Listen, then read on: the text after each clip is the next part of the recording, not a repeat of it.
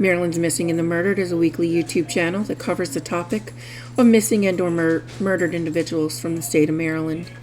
If you like this channel, please like and subscribe and click the bell so you'll be notified when the next cases are released. Any updates to cases will be pinned in the comments section of each video. On January 28, 2003, 22-year-old Summer Brooks went out to dinner with her boyfriend Josh and then watched TV at home in Randallstown, Maryland. She began crying and told him that she had killed her mother. Summer told him to look into the bathroom, and there he found her mother, 52-year-old Linda Brooks. He told Summer to call 911. She did so, but told the dispatcher that her mother had overdosed. When police arrived, they found Linda Brooks wrapped in a sheet with her head in a towel in the bathroom. There was trauma to her face and head. Blood was found in the family room along with a bloody axe and maul. Summer had cuts to her hands and face. Josh told police that Summer told him that she had wrestled with her mom, tied her up, and beat her on Sunday. Allegedly, they were fighting over household chores. While Linda was tied up all night, she reportedly asked to die quickly, so Summer gave her 20 sleeping pills.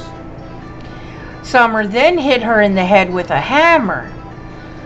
Josh told police that he heard that Linda was a great lady who had been trying to get Summer help for her mental health issues. Summer was charged with first-degree murder and spent months at Perkins for psychiatric care. On July 17, 2003, during a period of 45 minutes when no one was observing Summer, Summer committed suicide by hanging and suffocation. 58-year-old Dennis Lane was an online blogger of Tale of Two Cities and a real estate broker in Howard County, Maryland. He had a 14-year-old daughter, Morgan.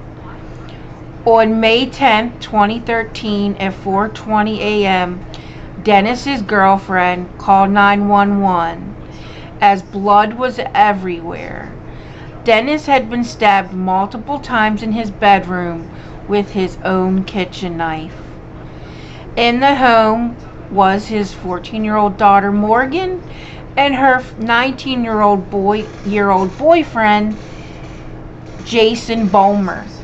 Bomer was covered in blood and immediately told officers, quote, "I'm the one who did it. She told me to," end quote. Morgan and Jason had been plotting for 2 months to kill Dennis and his girlfriend.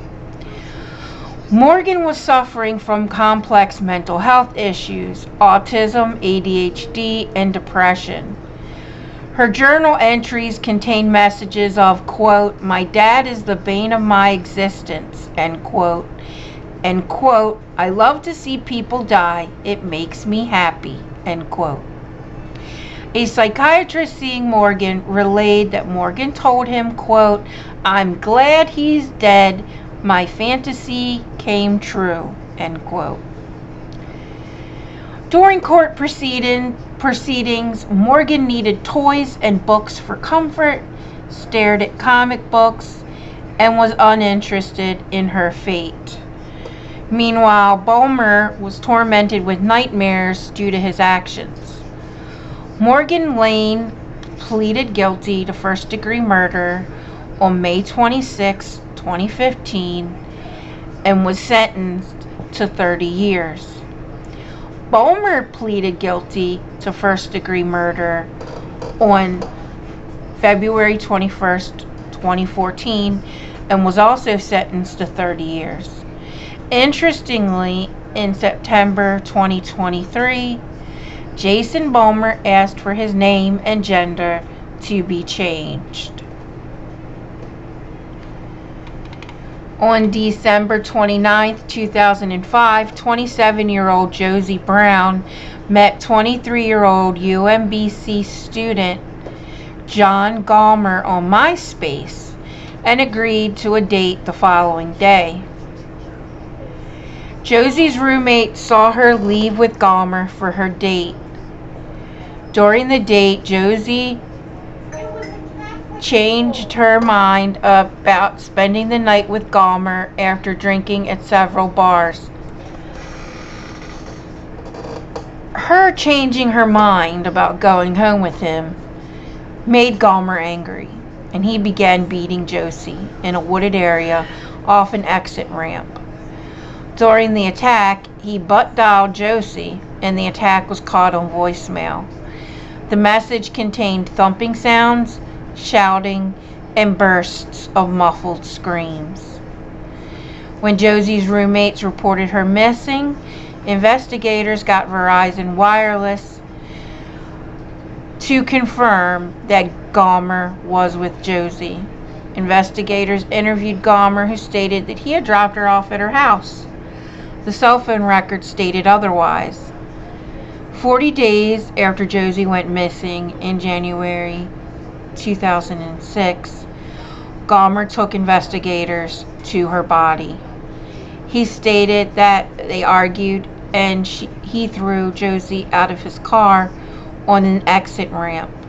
He left her there and then came back, where he beat her to death with a tree limb. He then stated he took extensive steps to prevent her from being identified. He also admitted to raping her with a stick. Josie's naked body had 70 plus bruises. Most of her face was gone and her fingertips were cut off. On May 16, 2007, John Gallmer was found guilty of first-degree murder and rape, and he was given life without parole on February 8, 2006. Thank you for joining me this week. If there's a Maryland's Missing or Murdered case you'd like to see on this channel, email me at marylandsmissing@gmail.com. My X account is Maryland's M&M. Music is by Silent Vengeance. Sources will be listed in the outro. I'll see you again next week. Be kind to one another. You never know what will happen tomorrow.